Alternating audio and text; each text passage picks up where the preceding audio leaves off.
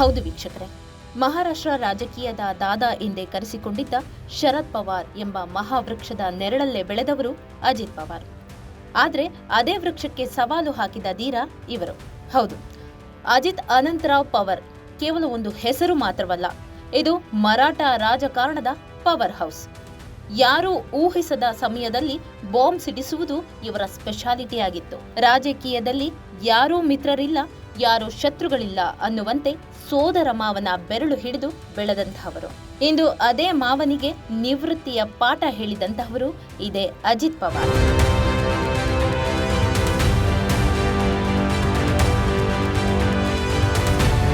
ಅಜಿತ್ ಪವಾರ್ ಅವರಿಗೆ ರಾಜಕೀಯ ರಕ್ತದಲ್ಲೇ ಬಂದಿತ್ತು.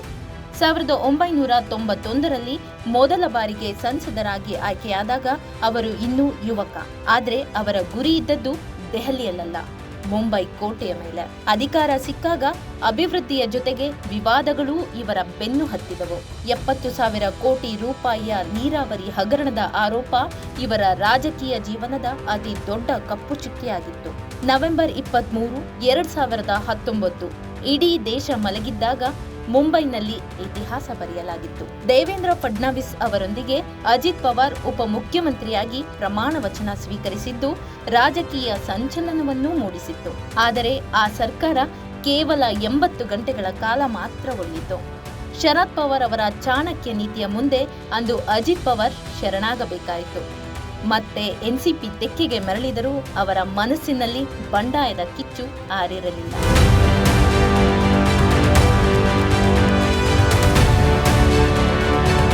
2023ರಲ್ಲಿ ಅಜಿತ್ ಪವಾರ್ ಮತ್ತೊಮ್ಮೆ ಅಚ್ಚರಿ ನೀಡಿದರು. ಈ ಬಾರಿ ಅರ್ಧಂಬರ್ಧ ತಯಾರಿ ಇರಲಿಲ್ಲ. ಎನ್ಸಿಪಿ ಪಕ್ಷದ ಬಹುತೇಕ ಶಾಸಕರನ್ನ ಕರೆದುಕೊಂಡು ಬಿಜೆಪಿ ಶಿವಸೇನೆ ಸರ್ಕಾರದ ಭಾಗವಾಗಿದ್ದರು. ಎಂದು ಅಜಿತ್ ಪವಾರ್ ಮಹಾರಾಷ್ಟ್ರದ ಉಪಮುಖ್ಯಮಂತ್ರಿ ಆಗಿದ್ದರು. ಅವರ ಮುಂದೆ ಹಲವು ಸವಾಲುಗಳಿದ್ದವು. ಅಜಿತ್ ಪವಾರ್ ಕೇವಲ ಒಬ್ಬ ನಾಯಕನಲ್ಲ, ಅವರು ಒಂದು ವ್ಯವಸ್ಥೆ. ಆಡಳಿತದ ಮೇಲಿನವರ ಹಿಡಿತ ಮತ್ತು ಕಾರ್ಯಕರ್ತರ ಜೊತೆಗಿನ ಒಡನಾಟ ಅವರನ್ನು ರಾಜಕಾರಣದಲ್ಲಿ ಗೆಲ್ಲಿಸುತ್ತಲೇ ಬಂತು. ಅಜಿತ್ ಪವಾರ್ ಅವರ ರಾಜಕೀಯ ಜೀವನದಲ್ಲಿ ಏರಿಳಿತಗಳೂ ಇದ್ದವು.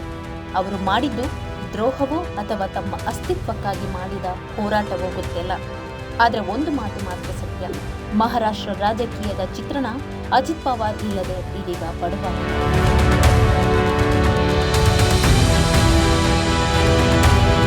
ಸಮಯ ಬೆಳಗ್ಗೆ ಸರಿಯಾಗಿ 8:45. ತನ್ನದೇ ಭದ್ರಕೋಟೆಯಾದ ಬಾರಾಮತಿಯ ಮಣ್ಣಲ್ಲಿ ಅಜಿತ್ ಅನಂತರಾವ್ ಪವಾರ್ ವಿಧಿಯ ಹಠಕ್ಕೆ ಬಲಿಯಾಗಿದ್ದಾರೆ.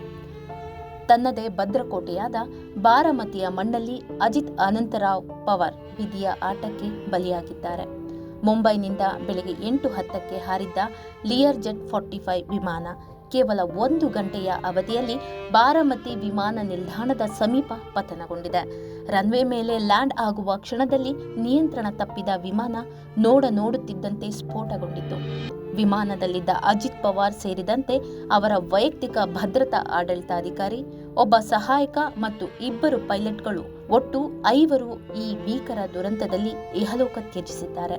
ಮಹಾರಾಷ್ಟ್ರ ರಾಜಕಾರಣದ ಸಕ್ರಿಯ ಚಾಣಕ್ಯ ಎಂದೇ ಹೆಸರಾಗಿದ್ದ ಅಜಿತ್ ಪವಾರ್ ಜಿಲ್ಲಾ ಪರಿಷತ್ ಚುನಾವಣೆಯ ಪ್ರಚಾರಕ್ಕಾಗಿ ಬಾರಾಮತಿಗೆ ತೆರಳುತ್ತಿದ್ದರು. 15 ದಿನಗಳ ಕಾಲ ಸತತವಾಗಿ ಕಾರ್ಯಕ್ರಮಗಳನ್ನು ಹಮ್ಮಿಕೊಂಡಿದ್ದ ಅವರು ತಮ್ಮ ಕರ್ತವ್ಯದ ಹಾದಿಯಲ್ಲೇ ಕೊನೆಯುಸಿರೆಳೆದಿದ್ದಾರೆ.